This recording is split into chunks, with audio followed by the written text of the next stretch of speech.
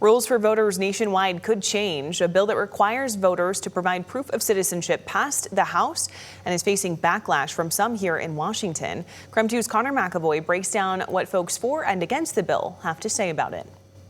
Voting at the polls this midterm election might look a little different. That's because the Save America Act, backed by the Trump administration, aims to prevent voter fraud and verify that each person who votes is a U.S. citizen.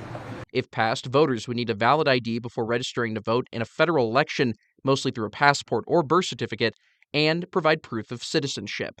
No mail-in ballots would be allowed except for special circumstances, such as having a disability. Speaker of the House Mike Johnson says the requirements are simple, and this will curb voter fraud nationwide.